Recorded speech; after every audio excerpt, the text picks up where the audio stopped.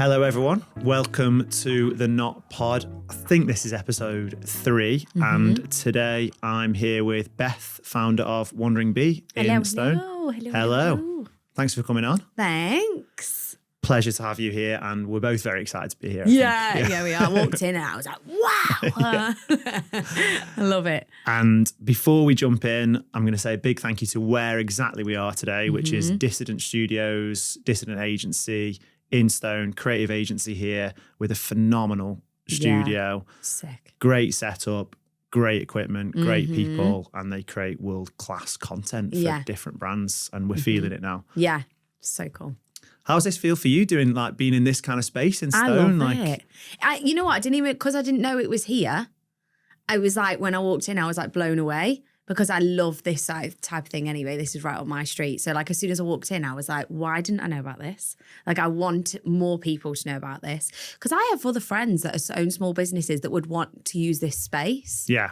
So like they want to create content. They want definitely, or need help creating content as well. Yeah. So it's cool. And you were saying that like this was your thing. Like this is what you kind of wanted to do. You wanted to create content and film and that was like my dream. Like I actually, before I went to uni, I used to pay a lot of money. I used to save all my pocket money up when I was little. I say little, like 16. And I used to pay to travel to London and do music videos and adverts. I worked on like some famous people's music videos actually, doing like, I was a runner and then I worked my way up into art direction and went from art direction. I was a production assistant and I used to pay, I didn't get paid. I used to pay to be there and I'd work 16.5-hour shifts for free just so I could be on set. No way. I just loved being on set. It was my dream to be on set. Wow. Could you get any of that at school and stuff? Like, or was school pretty typical in terms of academic and like at school I'm not that bright, so I got like all right grades, got B's and C's, so I wasn't like really bad, but apart from English and art I wasn't interested. Where did you go to school then? Elaine's in High School. Stone. So you've always grown up in Stone. Yeah, always grew up in Stone. Then I went to Staffordshire College, and at Staffs I did it was like their media course. And that's when I fell into how I actually got the media roles in London was because my mum, when she split with my dad, met a man who she went to school with who worked in London. So it was like friend of a friend that got me the job, right? Yeah. And as he entered my life as a stepfather figure, he got me a job in London. And my very first job ever in London was James Morrison's music video. No way. Yeah. I worked Broken on Strings. It wasn't, no, it was the one. You give me something. Go. Oh, okay, Let you go. Yeah, I'm there. I was on that one. And as I was in it, they asked me to be in it as well. So there's a clip of me lying on the floor. No. Yeah, it's definitely funny. Wow. It's really fun. I've got like short hair in it. And from there, I got like, not scouted as such, but they said I was good. And I got on a James Morrison and Jessie J music video. And then I was on Pixie Lots, Tinchy Striders, and I did a couple of others, name dropping. I did a couple of others, and I was slowly building like my portfolio up really. So when I was in college, I felt like the bee's knees because I was at Stafford College and I'm traveling to London like every. I was going to say, I bet weeks. you felt.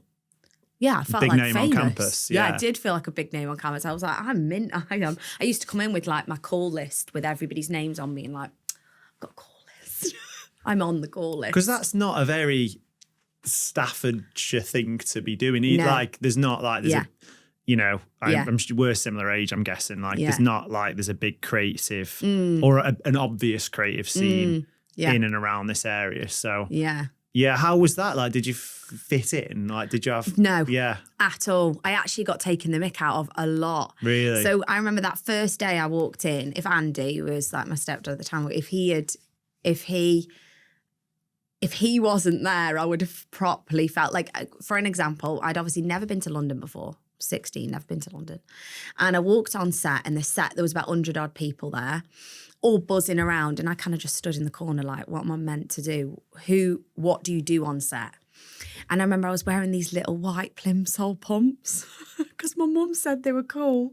And I put them on. I remember the stylist coming over to me and being like, what are those? And I was like something out of a film. Yeah. I was like, come from Topshop.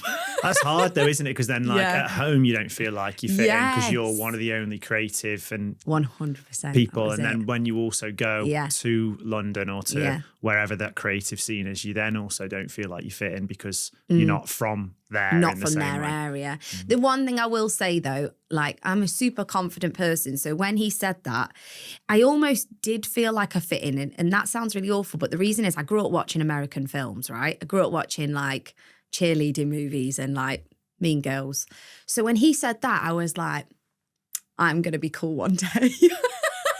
So I like took it upon myself that like each music video or each advert I got on, I slowly began to like get cooler. Yeah, it was building your building my confidence. And you had that way in, like your stepdad or your mum's friend or whoever it was, like that door's been open for you. And I feel like I didn't, not as like a woe is me at all. I had a lovely childhood, but the school I went to, Paisley, the school I went to was very academic. And I actually was academic, like even though actually now I see myself as extremely creative and I've got into writing and content creation and building businesses, which is entrepreneurial and creative. Because I was good at maths and science and I could remember things. Yeah, like straight A student. Which is weird because you're not normally creative and good at maths, right? No, but I had that and maybe I had a bit of both or whatever. You're one of the lucky ones. Only child syndrome, I think. I just felt like the creative side of me was never given chance to flourish. Like I didn't have any role models for that. I didn't have any, I don't know, I just don't feel like I had the chance to express it. Yeah, I get that. And I feel like that's true for a lot of people, even though this is actually a really creative area. Do you know what, though? It is a super creative area if you find the right people, but it is like finding the right people. And I think the thing is, a lot of the creatives get pushed out. So what happens is a lot of the creatives end up moving to Manchester or London, and then the ones that are behind kind of go insular. I remember I went really insular before I moved to London. I remember I used to How old are you at this point? 18. Okay. I'd have been 18. I used to post my artwork on like a private little Instagram and it was called Aquariously Kawaii. I had this like little art name, Aquariously Kawaii. Okay, right, yeah. It was because I'm Aquarius and the word kawaii is cute, so I just thought it was cute. Yeah. So I made this little art Instagram and I used to like post my art not under as Beth because like I was like, it was weird, wasn't it? Like, you know, it was at a time when, yes, I was at a college that did media, but it wasn't exactly art. Were you afraid of being judged? Like, was there a judgment thing going on or? No, I don't think so. I've never really been afraid of being judged. I think it was more just, it wasn't in anybody's chat. Like nobody in my friendship group would be like, let's talk about art. Let's go to a gallery. So nobody within my like area or my circle liked art. Yeah, yeah. When I went to uni, my very first year, so I left college and went to uni, the first day I met Josh. And it was like, whoa, he likes art. Everybody here likes art. And then that's when I kind of found that actually there's more than just people that do maths. Yeah, and you're not weird for liking art and being into creative stuff. And then, but also off the back of that, it brought me back to when I did move back to Stone from London, I actually ended up finding out that there's actually like so many creatives in Stone, Staffordshire, Stoke, that you just have to find the right people. Yeah. And as soon as you start making those connections, they open you up to someone who opens you up to someone. And I feel like when you're young, the truth is you have to be given that. And if you're not given it, you probably have to go away to find it. Yeah, whereas so when true. you're a bit older and you return, which with both you and I have done, you've got a bit more like strength to go and find it, haven't you? Like you're a bit more able to reach out to someone or find it or... Because that's exactly what's happened. Like I left at 19, didn't think I'd return, found myself and my tribe and all that. And then as I returned, I'm like, okay, there are still things that aren't on a plate for me here. Because there aren't things here that, I don't know, it's like in London, you can go to the best museums or art galleries in the world. At 4 a.m. Yeah, wherever you want to go to. But I'm more able to find what I want. No, I suppose that's... So how old were you when you moved to London then? Do you go for uni? Yeah, so I moved when I was 18. I went to Westminster and I started originally on the film and television course. I was there for 3 months. And as I say, I met Josh on my first day. And Josh became way more appealing than uni did. I actually have a funny story, right? Yeah. So this makes me sound like a psycho because I am. But basically, Josh walked past my window in my kitchen and I was with my mate. Well, my flatmate that I'd only just met. And I went, I'm going to marry him. No. Yeah, swear on my life. No Everybody way. knows this story, yeah. And I was like, I'm going to marry him. And my flatmate was like, Hannah was like, you're weird. Oh. Okay. And then that first night at uni, we had like, the social bar. Yeah. We went to the student union. It's like And a we were red, there. amber, green night. I literally saw him. I was like, there he is. I gunned for him. I literally was like, ran over. I was like, hello, my name's Beth. And Josh, if anyone's ever met Josh and watching this, Josh is like quite like a blunt person. So he was like, hi. And I was like, no, I'm going to crack that harder out shell, honestly. And yeah, within 2 weeks we were going out and we've been together ever since. Wow. Yeah. So it was like, when you said about like finding a tribe, he became my tribe. And you also found, your husband. Yeah, literally. But yeah, it was like going there was like finding people that, I was connected to basically. I don't know where this tangent's come from, but Go on. do you think you'd have found like a sort of that the man you'd have wanted staying around, like into like art and create? No. Yeah, I think you can. No. Yeah, I think that's fair. Yeah. No, I don't, because do you know what it was? Well, maybe if they were willing to give me what I want, but this sounds really bad, right? I'm going to be dead honest. But I went to London knowing what I wanted and he fit the mold, right? Yeah. And I don't know if that's an area thing or a person thing, but he fit everything. And I think that him being out of stone allowed him to have a more open mind. So he was in, like, because where he's from just outside of London. So he could go to galleries every weekend.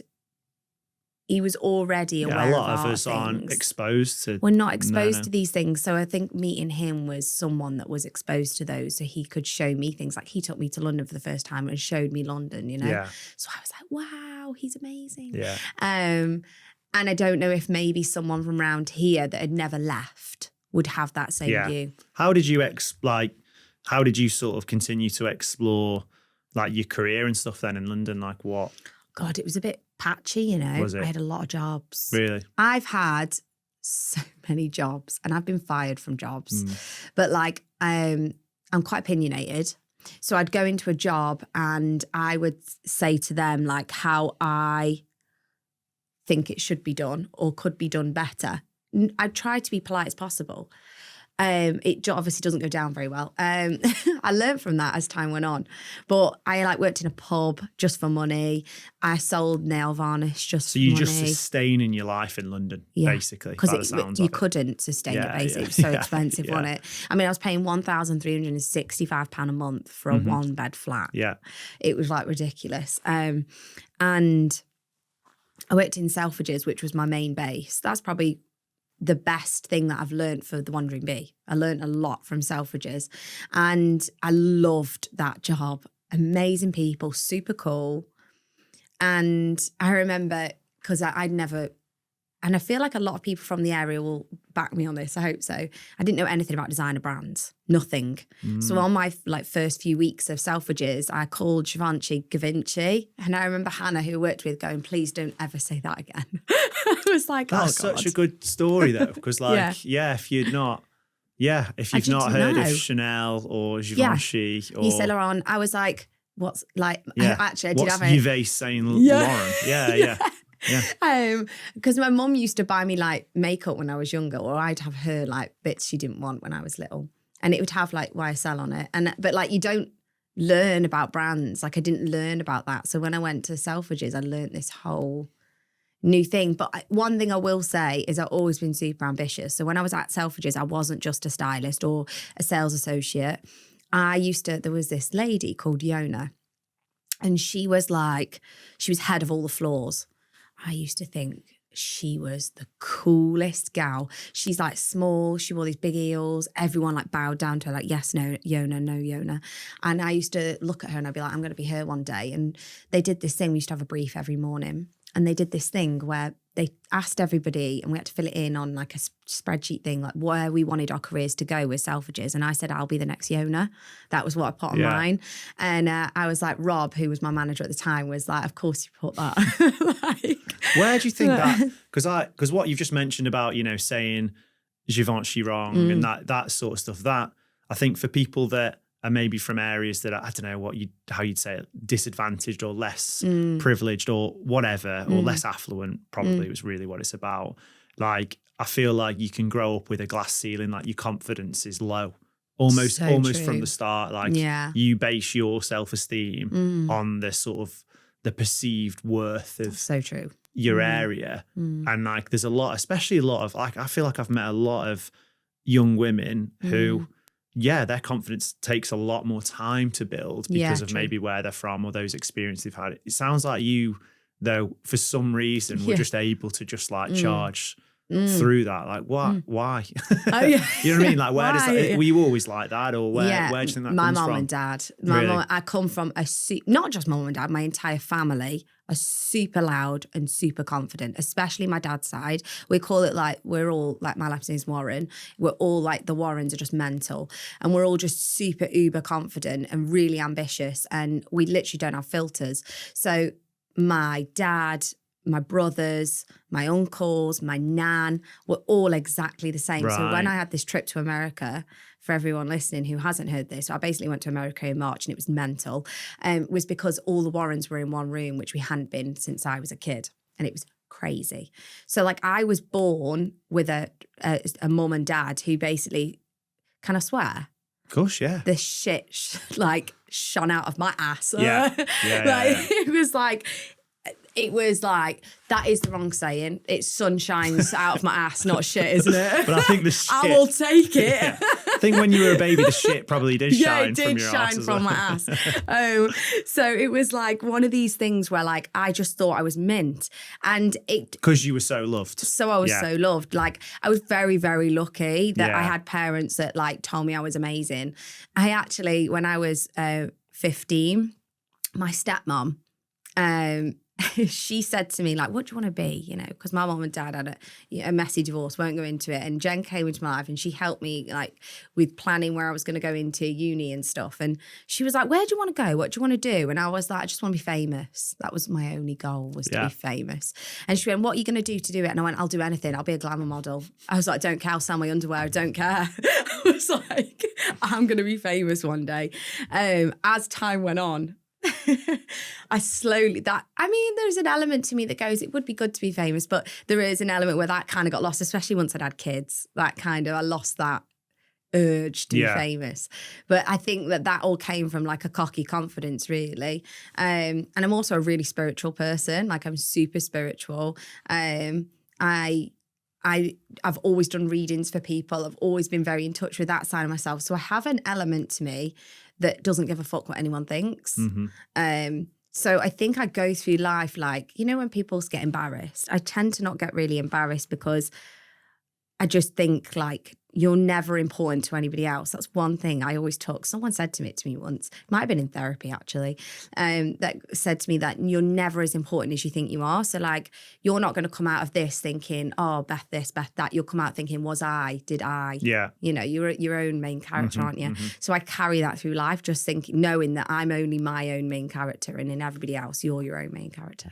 You know love what it, I mean? Love it. And then, so you've taken that family sort of, the Warren brand. Yeah, the Warren down brand. Down to London, and you're finding yourself there. At that point, did you have any intention of returning? Like, what was your opinion of Stone? Like, did you see it as a place that, I don't know, you were just from, and obviously family, and you love your family, but like you can't live there? Because that's what I felt. Like, I lived in London, and I kind of like forgot. I forgot. I just think I forgot about the place I was born. Doesn't mean I definitely didn't forget about my family and friends. Still stayed connected and close, and every Christmas would come home and go out. But I don't know, I didn't really think about it. And I wasn't really thinking about where I would live.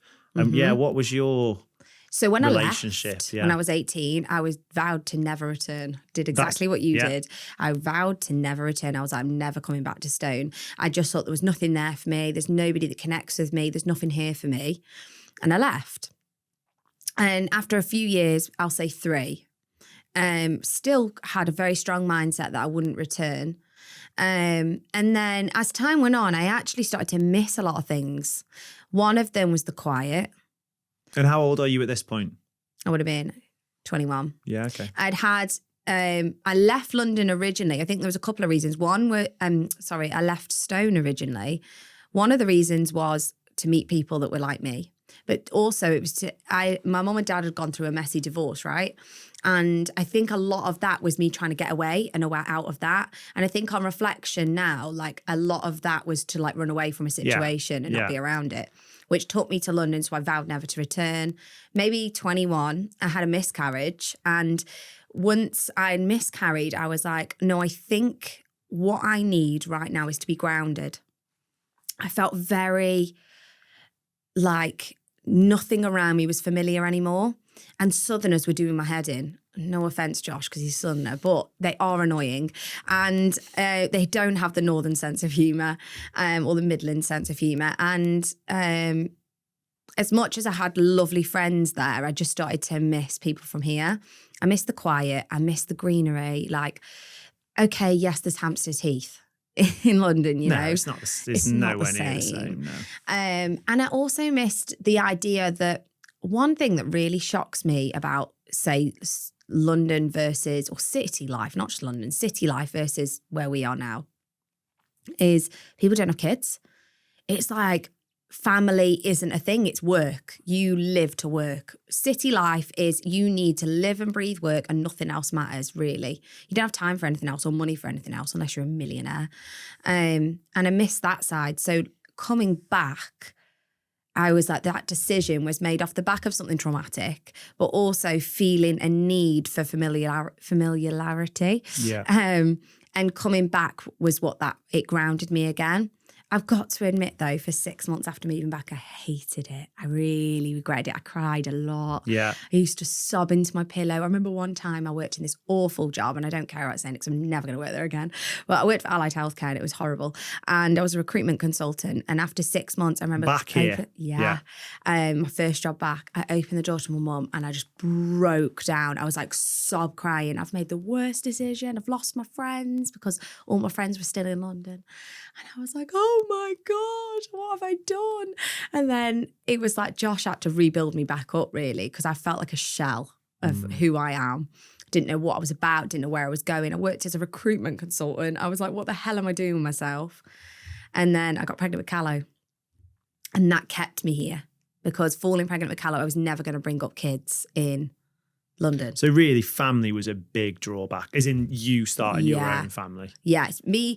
I was never going to start a family in London. And also, one thing people take for granted around here massively is the education system we have are in Stoke, Staffordshire, and also the greenery, and they're just safe. Now, I hate it when people call Stone, or unsafe, because there are elements, obviously things happen that are unsafe, but it's such a safe place.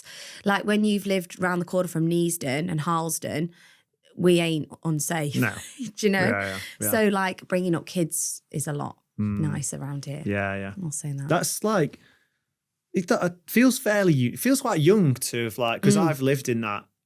Again, it's not just London, is it? We shouldn't this isn't a London bash at all. City life is very individual. Yes. And like it's about super individual. It's really you go there for your career. Yeah. To find yourself. And you stay there and then you meet like-minded people and people either start to move away and branch out when they start getting families. But it's kind of like I don't really mean this in a negative way, it's a selfish place.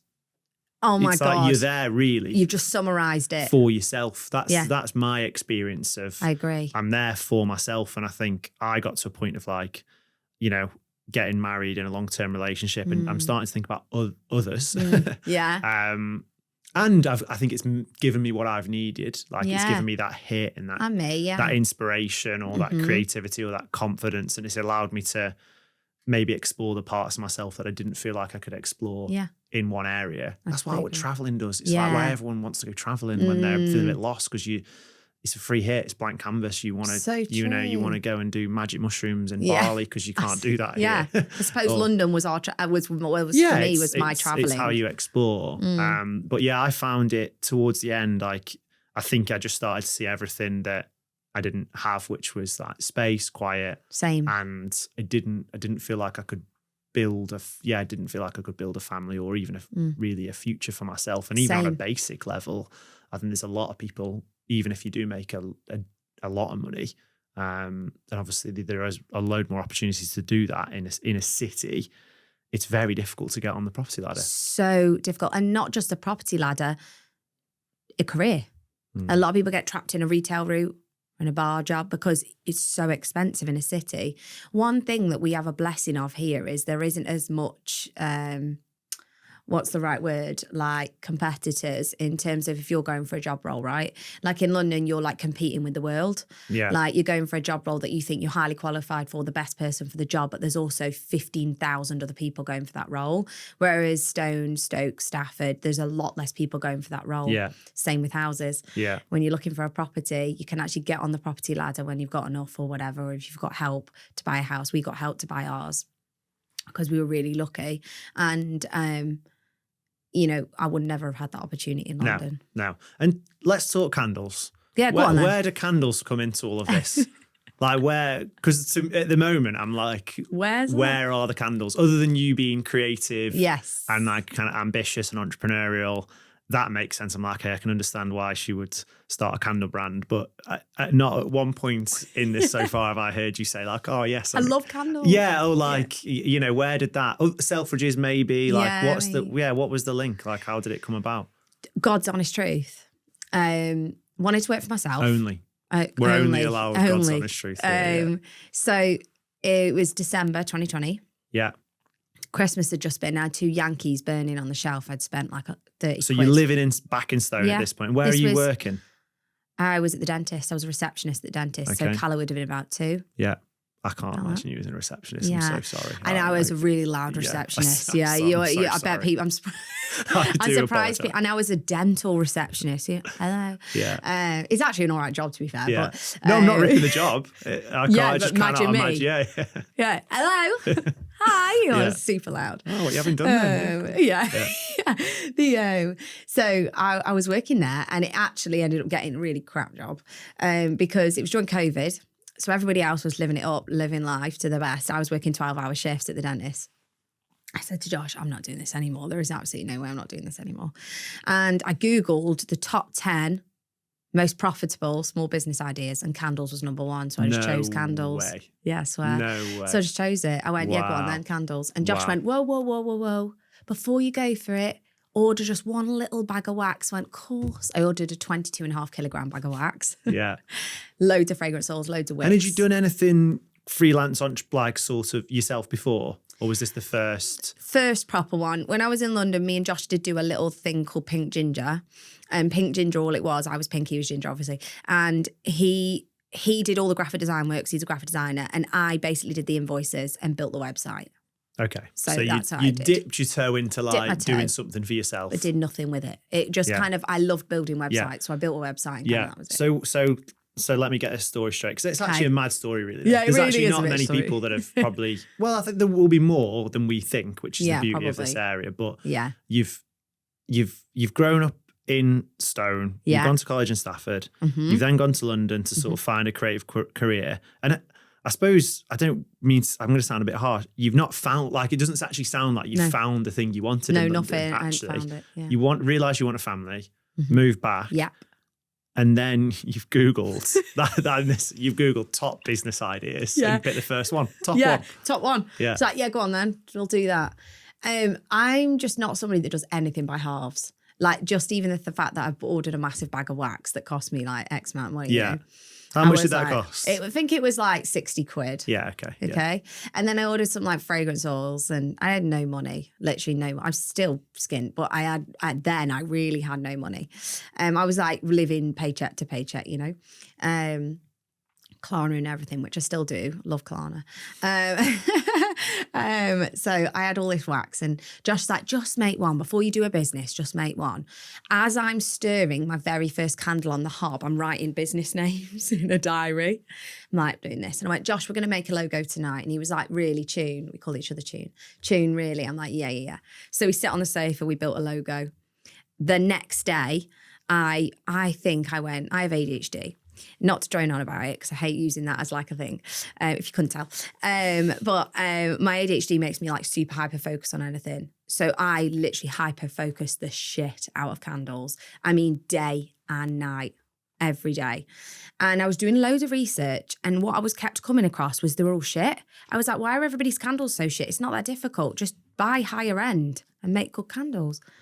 So I got my recipe, and then I realised that I had no candle glass because there was COVID. You couldn't order from anywhere. And that's when Josh had some beer bottles lying around. And he went, why don't you use a beer bottle? And I was like, Josh, that looks so tacky. No.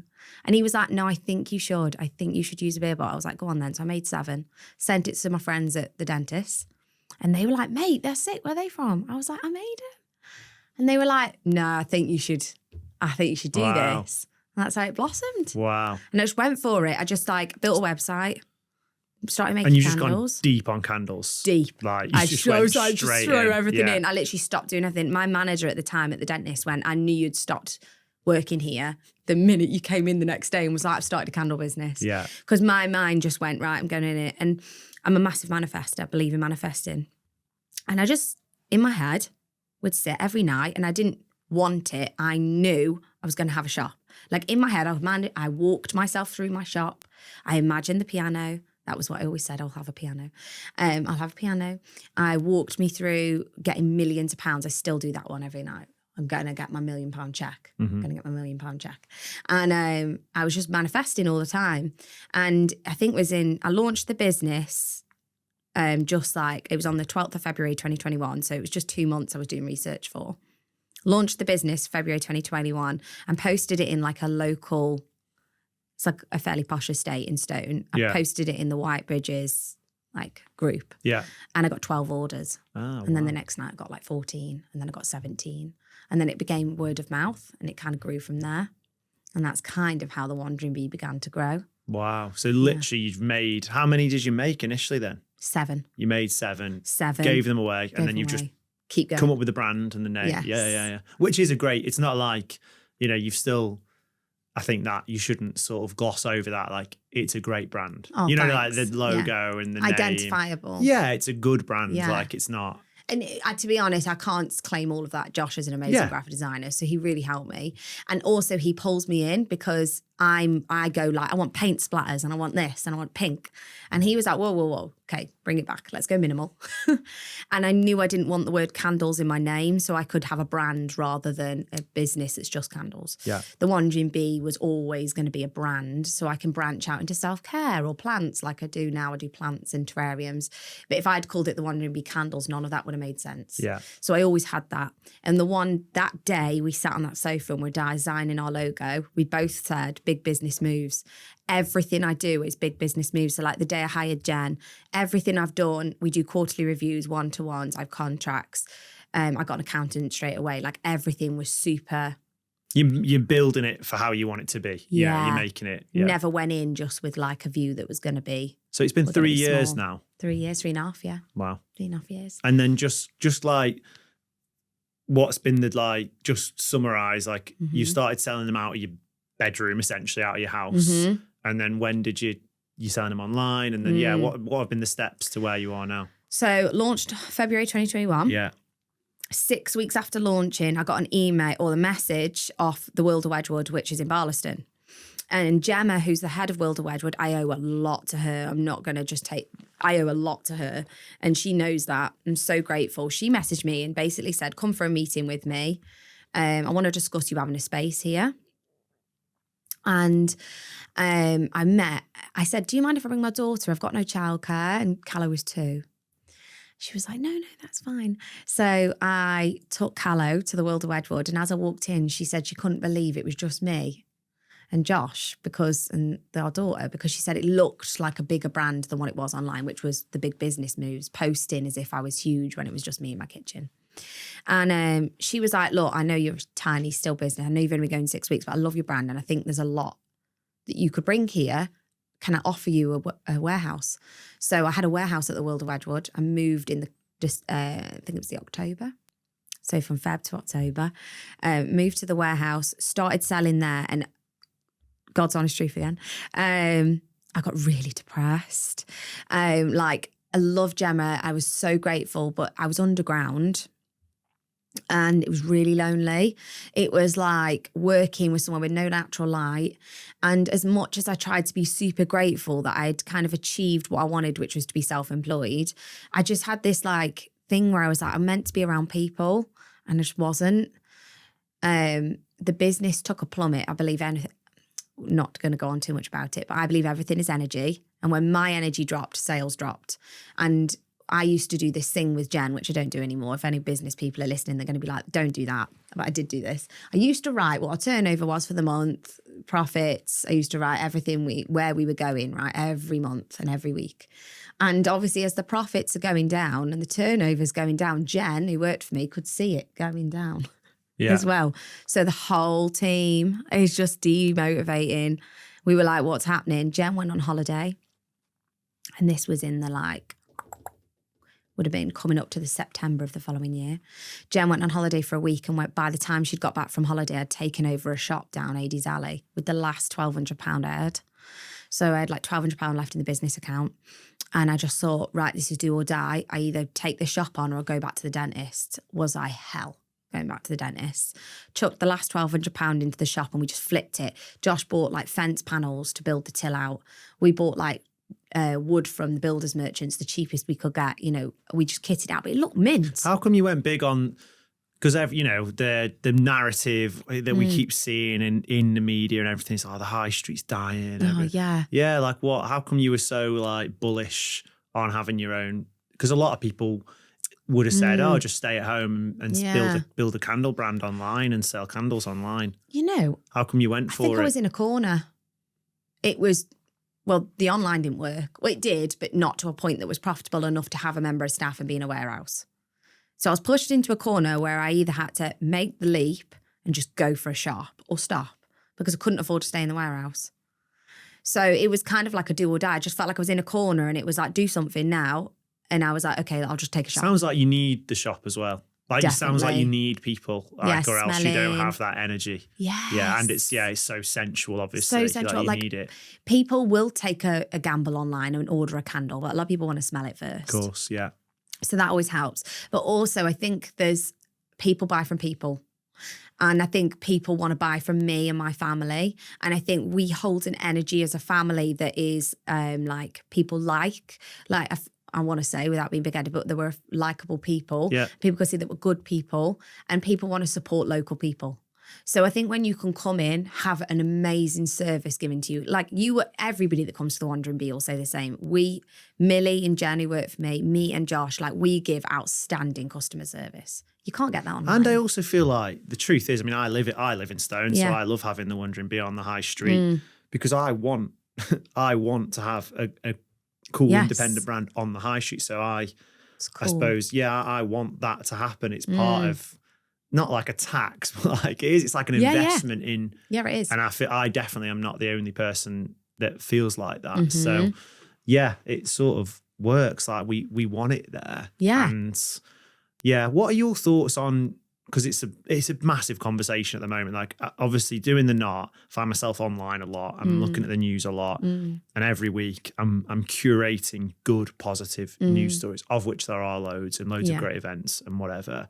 However, when I'm doing, I suppose, essentially my research, I also see a lot of just negativity that's often actually centered around town centres. Yeah. That's a massive just point of kind of just disappointment and sadness and anger for a lot of people. So, my sort of competitor really is Stoke-on-Trent Live in the Sentinel. It's not really a competitor. But they're they are really the only news outlet in Stoke-on-Trent and Staffordshire.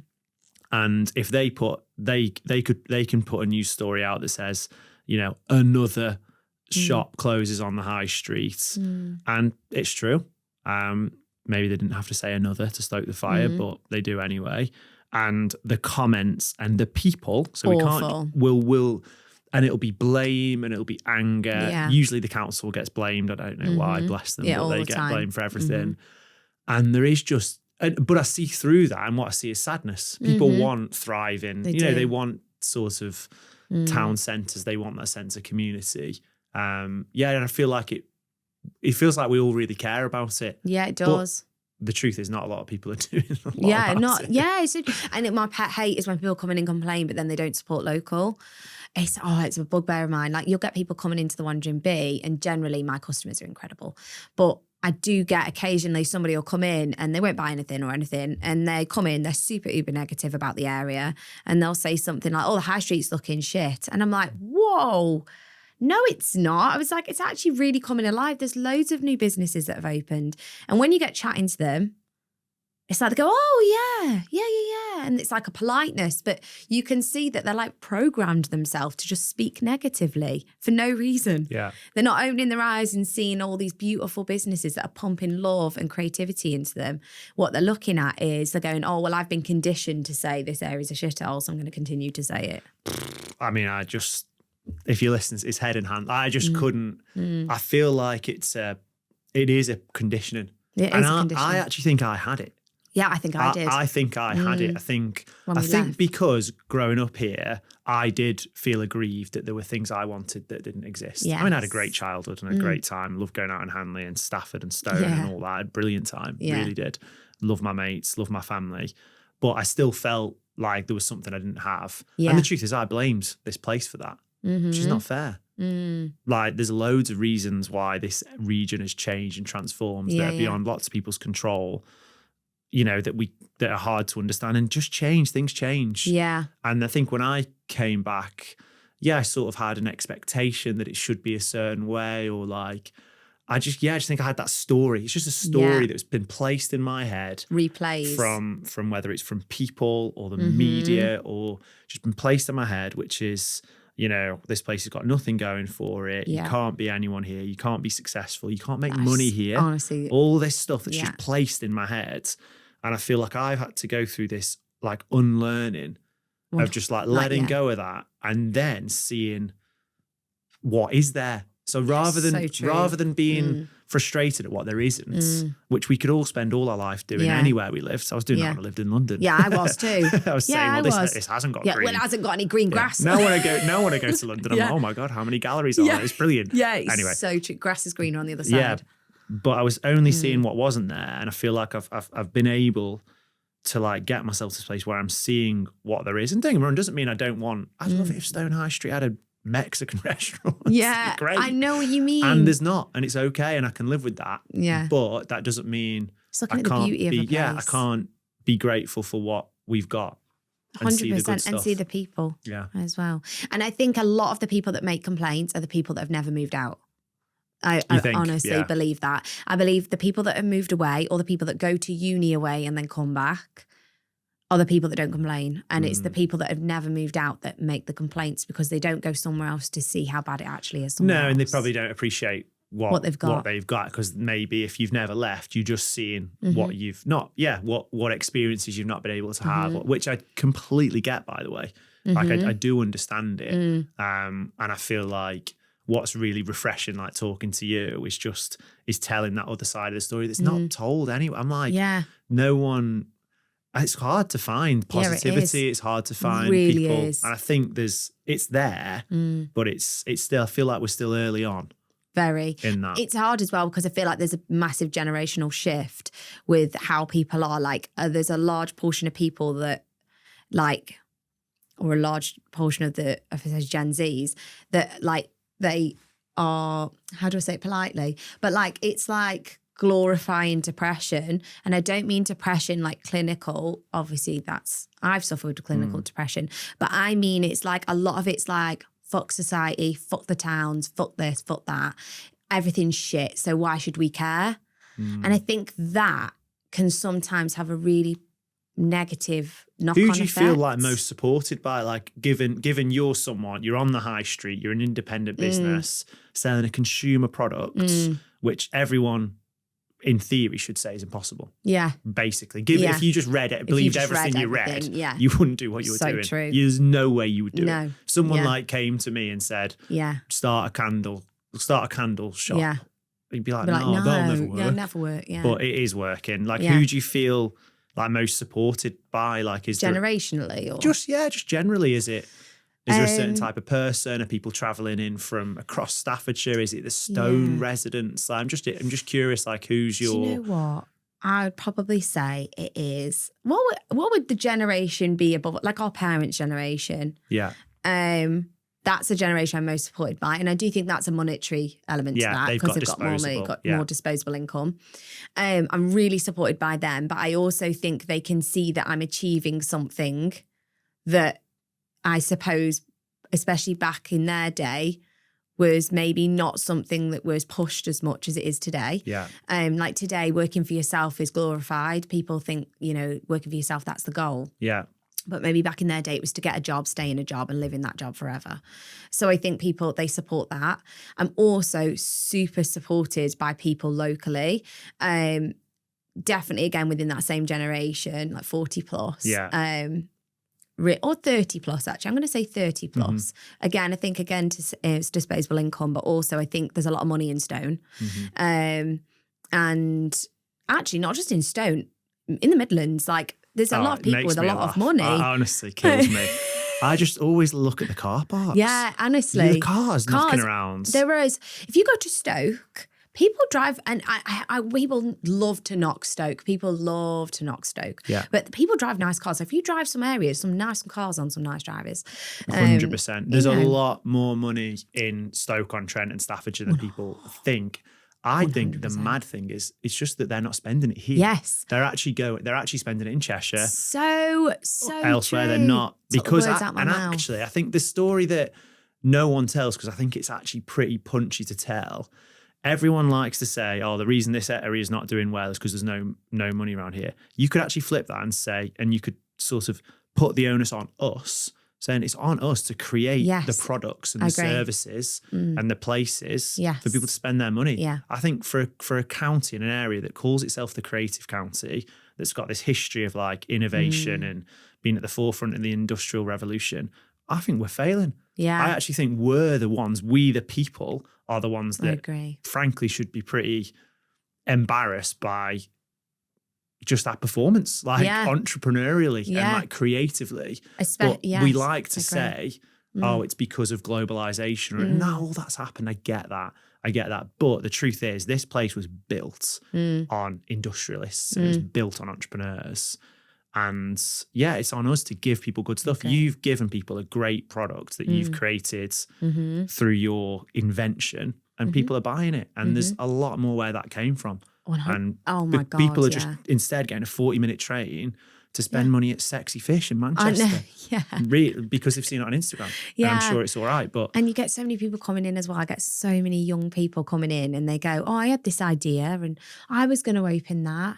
And when you get into the like nitty gritty, a lot of it actually isn't financial. It's confidence. There's a lot into it. And I believe it comes back to the conditioning.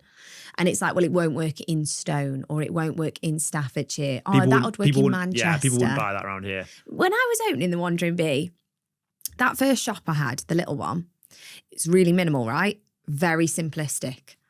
That was because a lot of people, everyone around me, I love you, Jen, but this is right. Jen was like, Josh included, we're both like, like people in Stone won't like it if you go wild. Like, keep it held back, make it likable for everyone.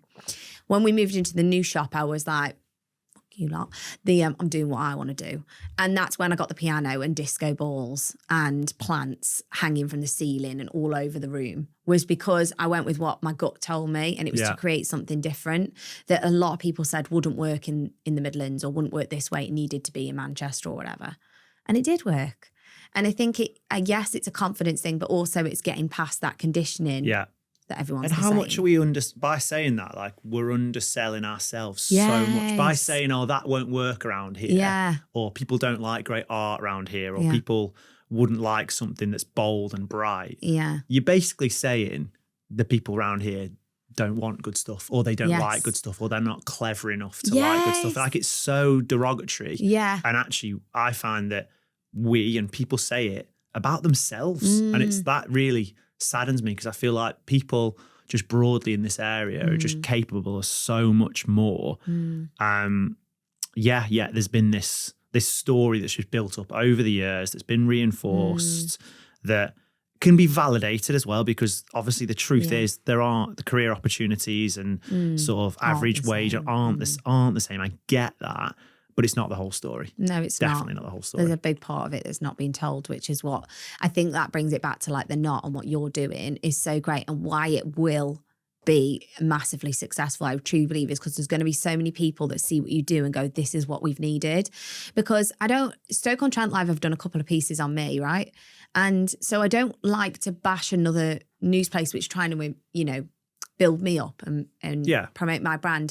But the problem there is the people on that platform have been conditioned to talk a certain way. So it could be there was a super positive one written about me, and the top comment on it was, there was two. One of them was, who the fuck does she think she is, Alan Sugar?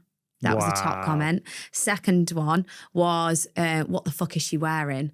And I was like, classic, wow, yeah, like, nice. Like, and it's such a shame that the journalist has wrote that with the best intentions in the world. But unfortunately, that audience of people have been allowed. There's no moderation. No one is like. Actually, I think it was encouraged. Yeah, no one's leading them and saying, no, like, this is not what we're about. Like, we're about a force for change and supporting people, or people are allowed to be critical, but there's a line. There's a line. That's just, and that's why rude. The audience you're building is going to be so different. You will obviously, like anywhere, you're going to get people that are negative, because that's just the nature of the game. But I think it's how you speak and how you tailor the conversation will help other people. Exactly. See That's the plan. That's the plan. And then for you, what's manifesting like big dreams? Like, where 5 years? Like, where do you want to be? Do you know what? I feel like this is a bit shocking after this whole massive conversation. Had a real massive about when I first opened the new shops 16 weeks ago. I had an epiphany. Okay. Always had in my goal, I'm going to have multiple shops across the UK and the world. And I'm going to be a multimillionaire. Yeah. That was my goal. Yeah. I had an epiphany, and I just want to be happy. Yeah. And for me, I might still want to be a millionaire one day. Don't get me wrong. Maybe in next year you'll ask me, and this answer will be different. But right now, I'm just happy having my girls, Millie and Jen, where maybe somebody else will join the team one day, and just being happy. I just want to have fun, sell some candles, be creative, have a really nice life, build a beautiful business for my girls, my two daughters. And then also, I really want to explore like spirituality again for me, because that's where I am at my core. So I'd love to have like a split business, candles downstairs, readings upstairs. And that's where I want to go. Cool. But right now I'm just focusing on being happy. I'm in my happy place. Do you know what? So last, before we go into the final couple of like quick fire ones, that fascinates me, because I feel like since I've come back, it's been a bit of a quandary for me of like, has my ambition decreased? Because I find that I've got less go in me to like want to take over the world and be this like fucking Steve Jobs or anything, because I don't know how much of that was true and how much of that was given to me. Oh my God. London, that whole Speaking like we're all just trying to build, and I think I've come back and I'm like, you know what? Actually, I'd love to. Don't get me wrong, I want to do well, and I want to like I want to make good money, and I want to provide a great life, sort of whatever, my family, and I just want to be like a good person. And so true. Do you think it's with age? I don't know if it's age, but I genuinely think it's here. I think it's this place. I think because it's a place where I do see people with less as well.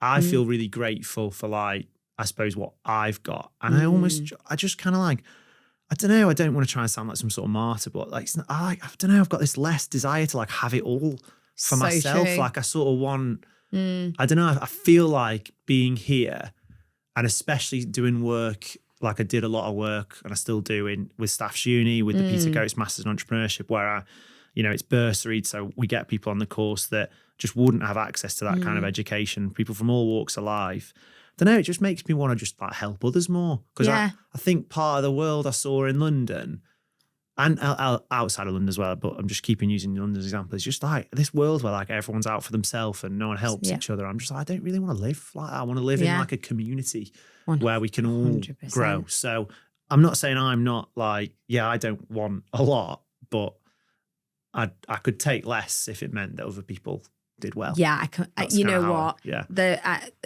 podcast I said I did last week with Claire Hill, when she said something that I think was really beautiful.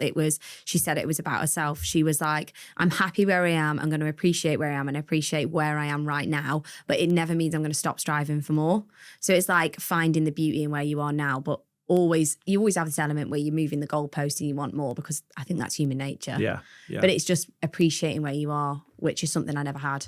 I'd just keep moving the goalpost and be like, this isn't far enough, I'll move it further. I also find it like really exciting, the thought of being part of this sort of Staffordshire wave. Same. Like I do. Like I think the thought like of regeneration. Wandering Bee being one of the first, or one of the first few like new flourishing independents on Stone High Street. Like, love it. What else could you do here? Like, are there other opportunities? Like you've already you've done a little bit at World of Wedgwood. Is there other stuff that you could do more locally? I like that, because I feel like the impact you can have on people here. There's a little Beth somewhere, you know what I mean, who's like 14 or whatever. Cute. Yeah, but there will be. Yeah, and so cute. I love and that. I think that's wicked that you could be that.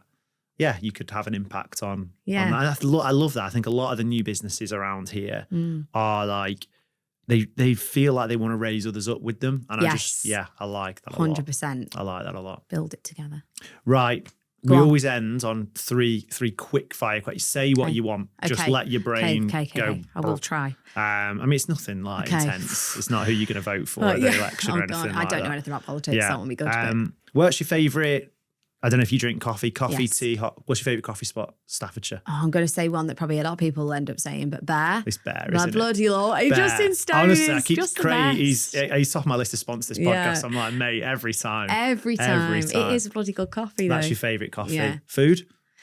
Food locally. You're smiling. I know. I love food. Is it a problem?